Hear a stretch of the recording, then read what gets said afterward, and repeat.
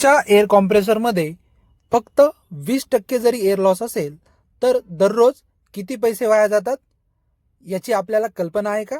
चला अगदी हळू आणि साध्या भाषेत रिअल कॅल्क्युलेशन समजून घेऊयात. एअर लॉस असताना कॉम्प्रेसर जवळपास 90% वेळ चालतो. 7.5 किलोवॅट कॉम्प्रेसर 24 तास, याचा खर्च होतो 132 युनिट प्रति दिवस. आणि जर एअर लॉस कंट्रोल केला तर तोच कॉम्प्रेसर फक्त 72% वेळ चालतो, याचा खर्च होतो 129.6 unit. Air loss without air loss याचं जर कॅल्क्युलेट केलं तर 132 युनिट मायनस 129.6 युनिट म्हणजेच 32.4 युनिट वीज रोज एअर लॉसमुळे वाया जाते. या ठिकाणी वीज दर आपण 11 रुपये जरी पकडला तर 32.4 युनिट गुणिले 11 बरोबर 356 रुपये दररोजचं या ठिकाणी एअर लॉसमुळे नुकसान होताना आपल्याला बघायला मिळतं.